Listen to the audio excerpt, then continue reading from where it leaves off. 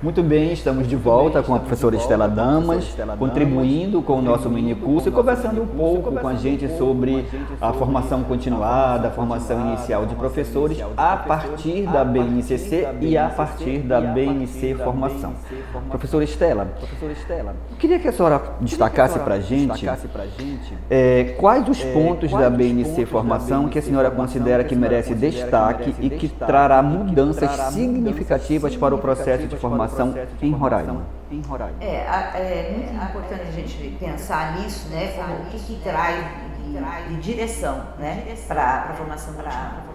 E a direção ela é muito clara. Hoje a formação continuada, a partir de todos esses aspectos que estão postos lá na base nacional da formação, né? Eles nos colocam três grandes aspectos a serem trabalhados, né? É o que a gente tem chamado de tripé da formação continuada. Acho que isso é bastante importante as pessoas compreenderem como isso funciona, né? Então, a partir dos estudos nacionalmente que foram feitos, um grupo de trabalho, uma frente de trabalho, né? Bem atual aí em 2019, o direcionamento ficou muito claro que são três aspectos que necessariamente existem, eles estão interligados, porém eles devem ser pensados separadamente, né? Que é o conhecimento profissional, a prática profissional e o engajamento profissional. Então hoje na formação continuada de professores a gente pensa que o sujeito ele tem que ter conhecimento, que são todos esses aspectos epistemológicos, são todas essas leituras, são todas essas descobertas, né, de novos autores, de novos entendimentos, novas reflexões. A prática profissional ela está relacionada com o fazer lá na escola, né? Quando traz o tipo de metodologias que tem que existir, quando traz esse conceito de trabalho compartilhado entre professores, troca de experiências, né? Essa questão é bastante importante. E o engajamento, né? O engajamento do quê? O engajamento é basicamente isso, é o compromisso, né, que o professor passa a ter com os seus estudantes, com a família dos seus estudantes, com a escola em que ele atua, né, na importância dele conhecer de fato como funciona essa instituição, escola em que ele está. E quando eu falo isso, eu estou falando assim, como é que ele tem que conhecer o projeto pedagógico da escola, ele tem que efetivamente conhecer as políticas públicas, né, que estão dirigindo essas escolas.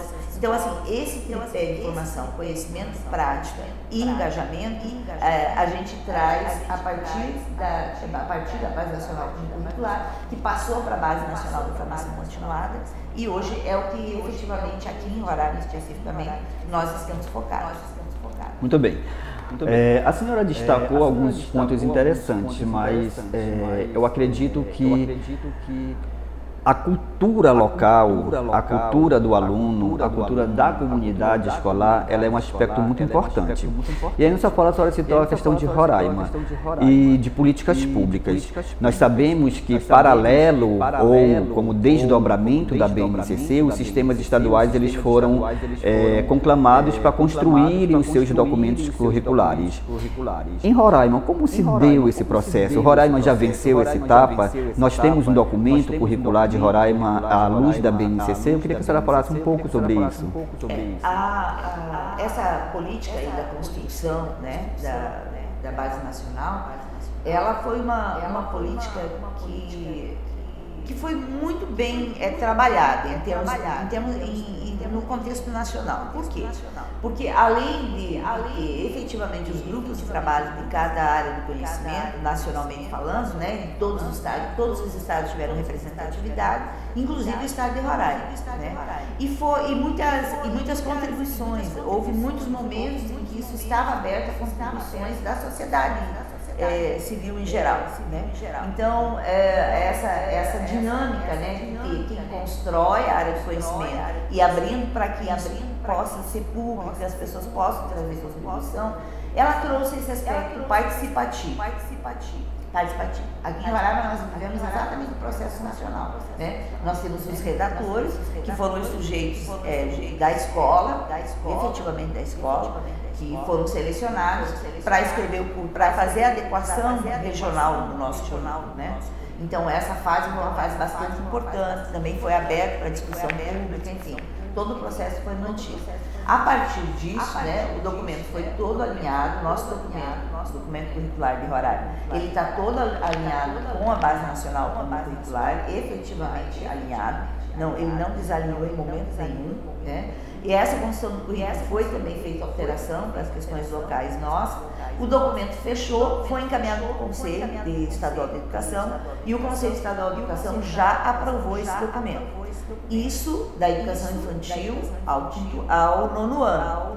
Então, da educação infantil ao nono ano já existe o documento curricular de Roraima. Esse documento já foi aprovado pelo Conselho de Educação Estadual e esse documento já está efetivamente posto para utilização. As escolas agora estão se organizando, por quê? Porque vão ter que repensar os seus projetos pedagógicos, né, em termos de concepção e de práticas metodológicas ativas. Então, nós estamos vivendo esse momento, as escolas já de posse do documento curricular de Roraima, de educação infantil no ano, está revendo os seus projetos pedagógicos e capacitando os seus professores, né? Essa capacitação, ela vem através do centro de formação dos profissionais da educação, assim como também com grupos específicos de área de conhecimento, com os redatores que participaram da construção do documento. Então, existe o documento curricular de Roraima aprovado pelo Conselho de Educação Infantil no ano. Do ensino médio, o documento foi encaminhado agora, recentemente, acho que umas 2 semanas, que esse documento foi encaminhado ao Conselho e está sendo analisado. Então, nós já temos a diretriz nossa aqui do Estado de Roraima. Muito bem, então nós estamos bem adiantados, né? Estamos dentro dos prazos estabelecidos, né, pelo Ministério da Educação. Estamos dentro dos prazos estabelecidos. Podemos dizer assim que estamos adiantados, no sentido que muitos estados ainda não conseguiram atingir os prazos. Né? Certo. Quando se fala na BNCC, quando se fala na BNC Formação, é óbvio que essas políticas públicas, essas diretrizes, elas têm o objetivo de melhorar a qualidade dos processos de aprendizagem dos alunos, melhorar os processos de ensino. Nós temos o IDEB, que é o Índice de Desenvolvimento da Educação Básica, ele é nacional, a senhora sabe disso. Nós não temos registrado avanços significativos nos últimos anos, nem em nível nacional e nem em nível local, no estado de Roraima. A pergunta é, em termos de qualidade e avanços na melhoria da aprendizagem dos alunos, o que podemos esperar da BNCC e como isso vai impactar como produto de formação continuada? Bom, essa questão é bastante complexa, né? Você falar em índice de educação é bastante complexo, por quê? Porque os fatores que compõem o índice, eles não estão só relacionados a ensino e aprendizagem, eles estão relacionados também com a evasão, enfim, existe um conjunto de fatores que constituem esse índice, né? Mas se a gente for pensar assim, o que é de melhor que a gente pode aproveitar dessa movimentação toda de política nacional de educação, que a gente pode aproveitar para a formação continuada e para a melhoria da qualidade da educação, né? Eu acho que um dos aspectos que deve influenciar positivamente vai ser esse entendimento da educação integral, né? Da escola, ela ter esse compromisso de desenvolver aquele sujeito integralmente em todos os seus aspectos. Eu penso que isso, se realmente for muito bem trabalhado na formação continuada dos professores, isso pode ser uma sinalização positiva. Um outro aspecto bastante importante é que pela primeira vez nós estamos falando de aprendizagem, né? Então, isso é uma fala que eu trago há muito tempo, que nós, nos nossos cursos de formação de professores, a gente fala muito de ensino e a gente não fala quase nada de aprendizagem. A gente pressupõe que ensino e aprendizagem é a mesma coisa, não é? São dois processos muito diferentes, complementares, mas diferentes, né? Então, pela primeira vez, a gente vai estar falando efetivamente de aprendizagem. A gente está falando, através desses documentos todos, a gente está dizendo assim, olha, o sujeito é capaz de aprender, o sujeito aprende melhor através de metodologias ativas, que fazem com que ele seja também o protagonista do processo, né? E o sujeito aprende aquilo que lhe interessa, que é a questão da discussão do currículo. Como então que a gente vai fazer com que esse currículo interesse ao aluno? E pensando numa área que eu estudo há bastante tempo e gosto, a gente remete à neuroaprendizagem, né? A neuroaprendizagem é exatamente isso, né? é você fazer com que aquilo que você está falando tenha significado para o sujeito, né? Se houver significado, ele consegue fazer correlações com outras coisas que ele já sabe e ele vai conseguir ampliar o seu conhecimento, as suas aprendizagens. Então, definitivamente, esses documentos, tanto a formação do professor como de base nacional, pela primeira vez eles estão discutindo a aprendizagem. O que a gente vai fazer para que o aluno aprenda melhor, né? Então, eu penso que isso é um avanço. E quando você pensa em aprendizagem, está pensando no aluno, efetivamente. Então, eu penso, né? O aluno é o foco do processo.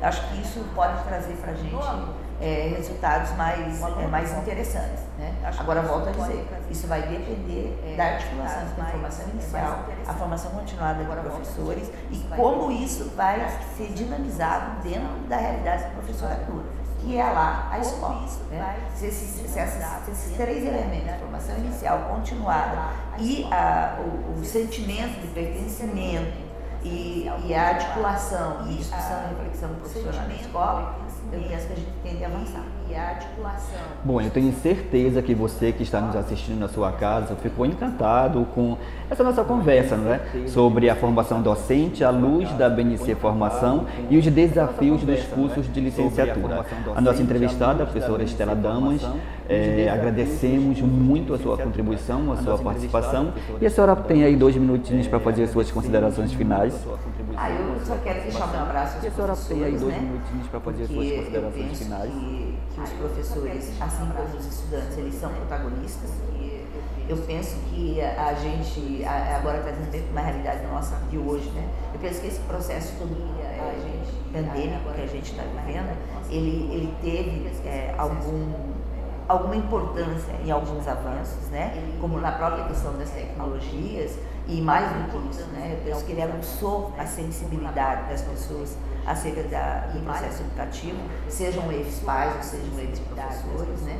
E isso é desafio constante do professor. Então, eu quero deixar assim, o meu carinho aos professores, o meu respeito, e dizer aos professores que é isso mesmo, que o processo de ser um educador num país como o nosso, né? Um país imenso e ainda em desenvolvimento, é um desafio. Não existem só aspectos de formação, existem aspectos de condições de trabalho, existem aspectos, né, de direcionamento de políticas públicas locais, enfim, a gente sabe que é um conjunto de coisas. Mas a partir do momento que o professor assume para si o seu autodesenvolvimento profissional, ele já tem mais a partir do momento, né? Porque eu costumo dizer assim, que as pessoas, elas respeitam a gente não pelo que a gente tem, elas respeitam a gente por aquilo que a gente sabe. Então, o professor, efetivamente, quando ele se posiciona como um sujeito que sabe o que está fazendo, ele passa a ser cada vez mais respeitado. Então, acho que a gente tem que pensar nisso, no processo de educação básica. Deixo o meu abraço e meu carinho para você. A professora Estela tocou nessa questão da pandemia. É interessante que se nós lermos as 10 competências bases gerais que a BNCC trazem, a gente tem a impressão que elas foram construídas pós-pandemia, porque ela traz muito disso, ela traz a questão da cultura digital, ela traz a questão da comunicação, ela traz a questão da empatia, ela traz tudo isso está na BNCC, muito interessante, né? Tudo isso está na BNCC e tudo isso está também na base nacional da formação continuada, porque exatamente as 10 competências gerais que estão postas para formar o estudante estão postas no documento da base de formação, que diz que são as 10 diretrizes para a formação da base. Então, assim, essa relação é super importante, né? O que você vai formar no seu aluno, você estará sendo formado. Se as coisas funcionarem bem, se as políticas forem bem implantadas e implementadas. É o alinhamento, não é? É o alinhamento. Então, devemos ter professores aí com essas 10 competências bem trabalhadas. Isso é avanço. Com essas 10 pode ser um avanço.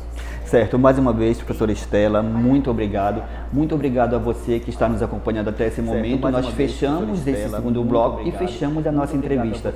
Mas continue conosco, é só o primeiro módulo, nós temos mais 2 módulos muito ricos, muito interessantes para você.